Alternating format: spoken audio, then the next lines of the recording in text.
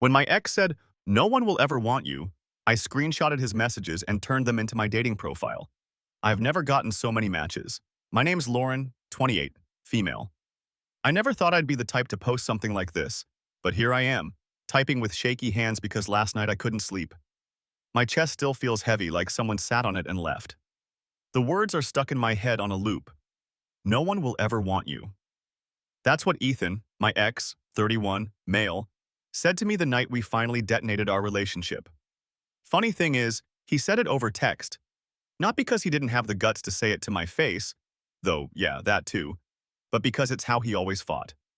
Screenshots worth of venom, midnight paragraphs designed to break me down while he hid in another room. Ethan wasn't always like that. When we first met, he was this magnetic, charming guy. Bartender at a trendy place downtown, the kind of guy who remembers everyone's drink order, who laughs loud and pulls you in like you're the only person in the room. I was 23, newly graduated, and honestly a little lost. He made me feel seen, special, like he chose me out of all the people orbiting his world. But over time, that warmth turned sharp.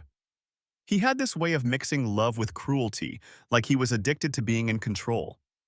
He'd kiss me goodnight and then point out that I was gaining weight. He'd brag about me to his friends.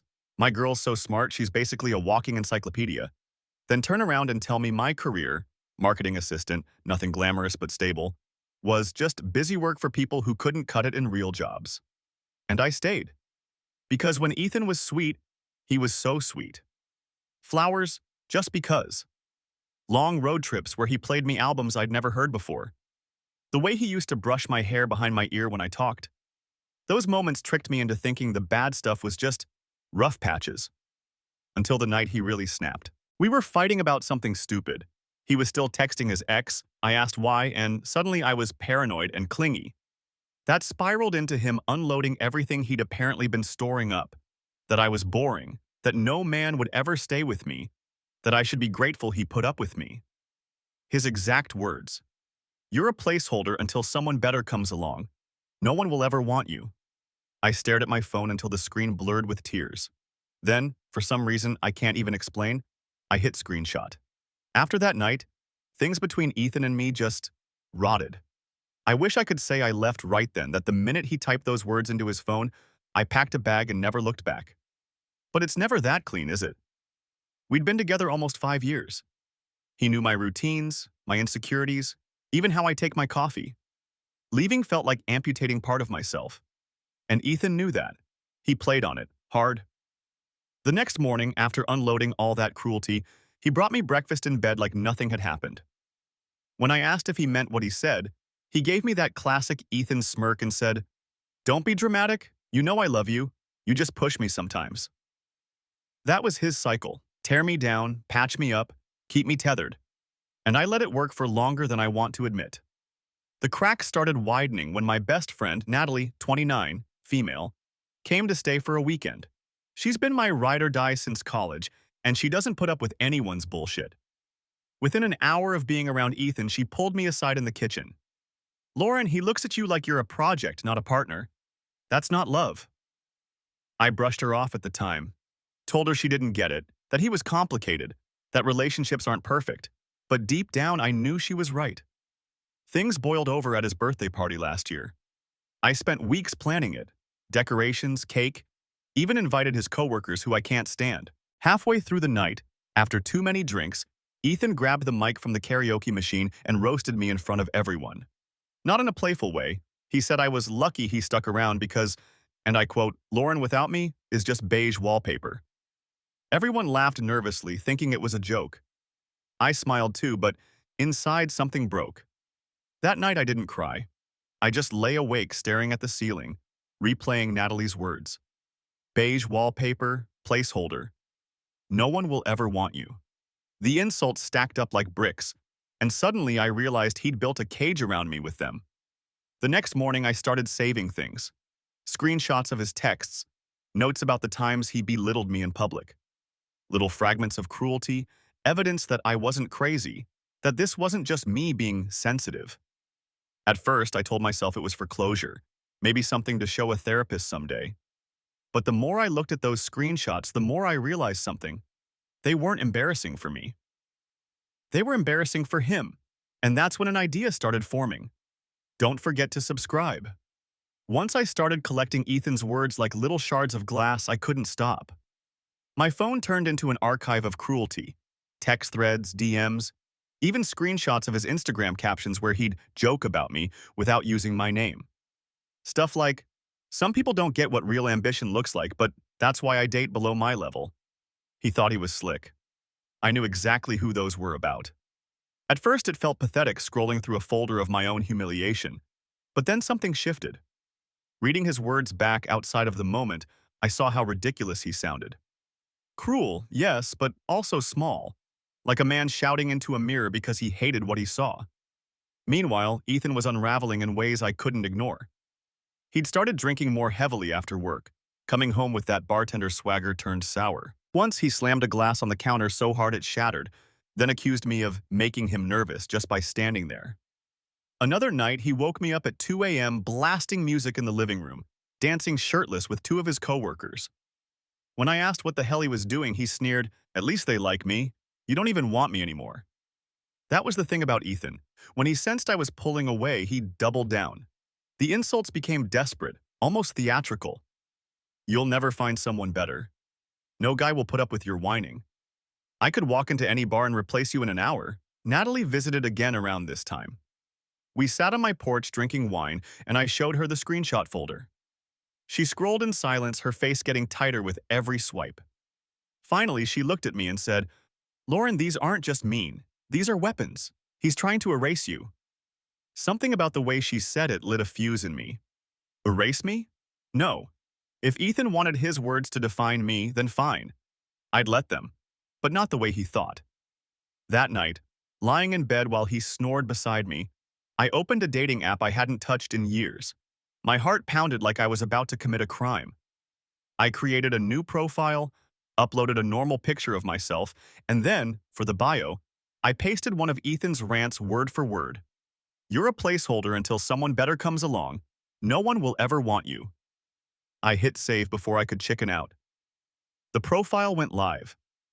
And in that moment, I swear I felt lighter than I had in months. I didn't expect anything when I woke up the next morning. Honestly, I figured my profile would sit there collecting dust, maybe a pity like or two from someone swiping at 3 a.m. But when I opened the app, I nearly dropped my phone. Dozens of notifications, matches, messages, guys who weren't just swiping, they were commenting on the bio. One wrote, "If your ex really said that, he's blind. You're gorgeous." Another, "That's the funniest profile I've ever seen. Drinks on me if you're free." And my favorite, "Damn, if you're a placeholder, I'll gladly be the permanent upgrade." It was surreal. Ethan's words, the same ones that had made me feel so small, were now sparking connection after connection. Strangers weren't recoiling. They were rallying. Some thought it was a joke. Some saw it as dark humor. Some admitted they'd been through similar crap and respected me for owning it. By the end of the day, I had more matches than I could scroll through. Natalie came over that night, and when I showed her, she actually screamed. "Lauren, you just turned his abuse into bait. That's diabolical." She made me read some of the messages out loud, both of us laughing until our sides hurt. For the first time in years, I didn't feel pathetic. I felt powerful. But of course, Ethan was oblivious. He thought he was still the center of my orbit. That night, he staggered home drunk again, threw himself on the couch, and demanded I scratch his head because he'd had a long day. I sat there, phone buzzing in my pocket with new matches, thinking, "God, if only you knew." And I didn't stop with just one screenshot. Over the next week, I rotated them out. His nastiest, most cutting lines, paired with simple pictures of me smiling, hiking, drinking coffee. The contrast made the words hit harder. My profile basically became a gallery of Ethan's toxicity. And the more venomous he sounded, the more people wanted to match. One of the top messages I got was from a guy who said, "Whoever wrote that to you is terrified of losing control. People only lash out like that when they know they've already lost." That one stuck with me. Because deep down, I knew it was true. Ethan wasn't just cruel, he was afraid. Afraid I'd wake up one day and see him clearly. And now, I had proof that other people already saw what he never wanted me to believe, that I was wanted, desired, enough. I hadn't told Ethan yet, but part of me wanted him to find out. Don't forget to subscribe. Update.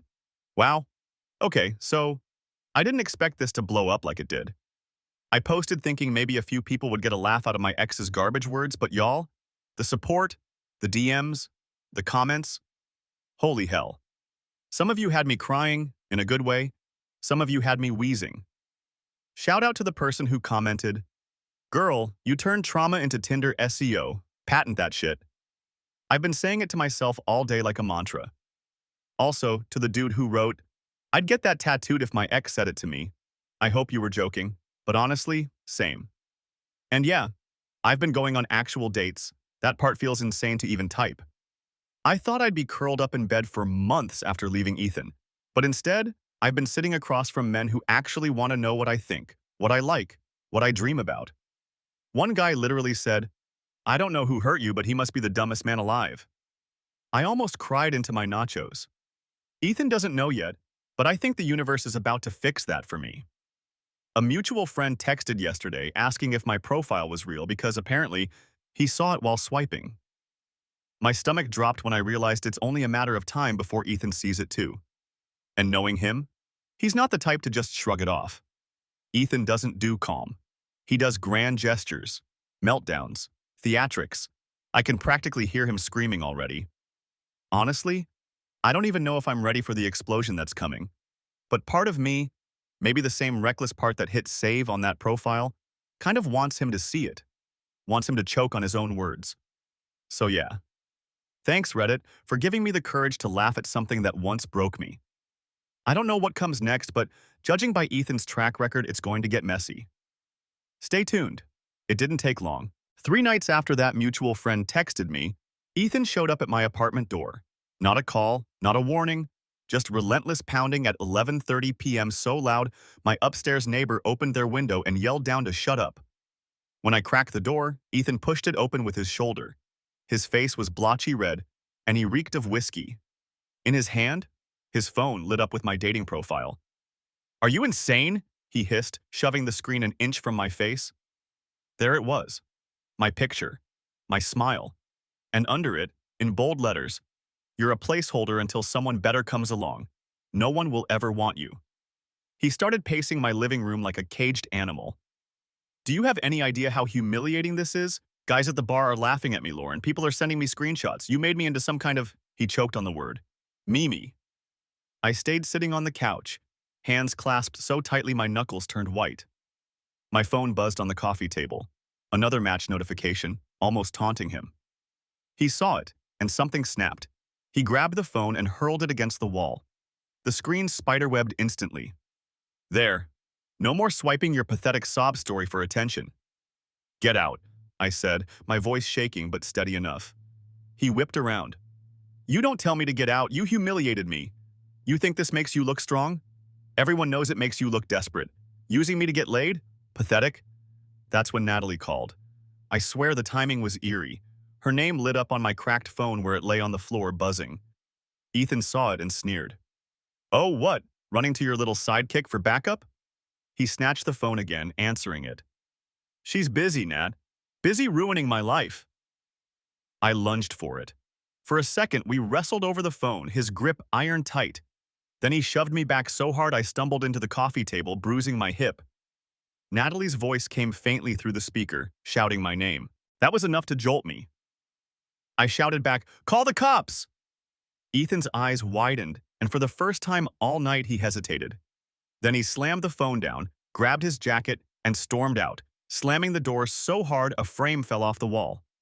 My whole body was trembling, but underneath the fear was something else. Relief. Because he finally knew. He saw his words out in the world, stripped of power, turned into something that mocked him, not me. And judging by his meltdown, I wasn't even close to seeing how far he'd go to get control back. For 2 days after Ethan stormed out, I didn't hear a word. I thought maybe the cops showing up at his door spooked him, because yes, Natalie called, bless her. I even let myself breathe, thinking maybe that night was the worst of it. I was wrong. The retaliation started subtle. My car tires were slashed in the apartment parking lot. At first, I wanted to believe it was random vandalism, but the note tucked under my windshield wiper erased any doubt. "See how many guys want you now when you can't even get to them." Then came the social media posts. Ethan made this long, rambling Facebook status about how certain women use men for attention, how they twist words to play victim. He didn't tag me, but he didn't have to. Half his friends list sent me screenshots. Some people even commented under his post defending him. Bartender buddies, regulars who probably thought he was charming. But then something unexpected happened. People clapped back. A few mutuals wrote things like, "Sounds like she's better off without you," and "Bro, don't post drunk." Seeing him get dragged in his own comments was vindicating. That only made him angrier. One night, around midnight, I woke up to pounding again. Not at my apartment door, on my bedroom window. Ethan stood outside, swaying, his fist thudding against the glass. "Talk to me, Lauren. You don't get to just shut me out." I froze. My heart was a drum in my throat. I didn't move, didn't breathe. He stood there for what felt like hours, yelling, pacing, even throwing a rock at the siding. Finally, he staggered off, cursing into the night. Natalie insisted I come stay at her place after that. "This isn't just a breakup anymore, Lore. This is dangerous." So I packed a bag and camped out on her couch, trying to feel normal while my phone blew up with messages from guys on the app. Sweet, funny, respectful messages that felt like they belonged in another universe compared to the chaos Ethan was dragging me into. But the craziest part? The more Ethan tried to smear me, the more attention my profile got. The slashed tires, the ranting posts, people found out. Word spread. Guys messaged saying things like, "I saw what your ex posted. You don't deserve that. Want to grab coffee?" Ethan thought he was breaking me down. All he was really doing was fueling the fire. And I was starting to realize the best revenge wasn't just the profile. It was watching him lose control of the narrative he thought he owned. Update 2. Okay, wow. First off, thank you again for all the comments. I've been reading through them while hiding out at Natalie's place, and let me tell you, some of y'all are unhinged in the best way. Whoever suggested I get Ethan's rants printed on t-shirts? Tempting. Very tempting. But real talk, I hear you. A ton of you said I need to lawyer up, file a restraining order, document everything. And you're right. I've started keeping a folder with photos of the slashed tires, screenshots of his drunken Facebook monologues, even a video Natalie took of him pounding on my window. I never thought I'd be the kind of person to build a case against someone I used to love, but here we are. A lot of you also said he's going to escalate before he burns out. Yeah, you were dead on. The window incident wasn't a one-off. He's been circling my apartment building, showing up at my job. Once, I walked out of the office and saw him leaning against his car in the parking lot, just staring. Didn't say a word, didn't move until I got into my car and locked the doors. That silence was somehow scarier than all the screaming. What blows my mind is the irony. Ethan always said, "No one will ever want you." But the second other people actually do, he unravels like wet paper. It's almost poetic, in a terrifying way. And okay, I'll admit, part of me is still darkly amused by how badly this backfired on him. The more he thrashes, the more matches I get. It's like every tantrum of his is free advertising. Guys literally write, "If he doesn't want you, he must be brain dead." Even Natalie said, "He basically became your PR manager, except he sucks at it." Still, I'm not naive. I know I'm walking a line between clever revenge and actual danger, so I'm being careful. Locks changed, security cams up, police report filed. To the person who commented, "The moment he realizes he's lost control is when you need to be most careful." I felt that in my bones. Because I think Ethan's just about to hit that point. And when he does, I have a feeling it's going to be ugly. Stay tuned. I knew the storm was coming, but I didn't expect it to hit at the grocery store. It was a Saturday morning and Natalie had convinced me to run errands with her just to feel normal again. We were halfway down the cereal aisle when I heard it. Ethan's voice, loud, slurred, carrying like a megaphone. "Placeholder! There she is!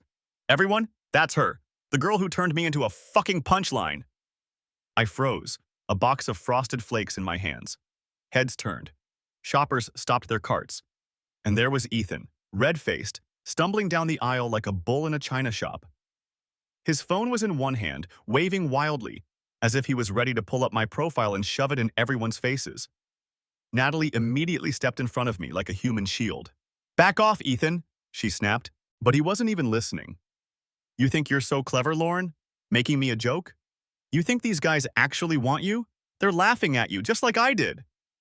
He grabbed a display of granola bars and sent it crashing to the floor, boxes scattering everywhere. A toddler in a cart started crying. The store manager rushed over, trying to calm him down, but Ethan shoved him aside and locked eyes on me. His face twisted. "You're nothing without me. Nothing." Something inside me broke, but not in the way it used to. For the first time, I didn't shrink. I didn't cry. I straightened my back, held my ground, and said loud enough for the whole aisle to hear, "Funny, because your words got me more matches than you'll ever have friends." Gasps, whispers. And then, like fate, my phone buzzed in my pocket. Another dating app notification. The timing couldn't have been scripted better. Ethan lost it. He grabbed a jar off the shelf and hurled it at the wall. Glass exploded everywhere. People screamed. Security was called. By the time two employees wrestled him toward the exit, he was thrashing and shouting, "You'll regret this, Lauren. You'll regret ever crossing me." The cops arrived minutes later. I gave them the folder of evidence I'd been collecting. Screenshots, photos, Natalie's video of him at my window. They cuffed him right there in the parking lot, still shouting my name like some deranged street preacher. I stood watching, my hands trembling, but not from fear this time.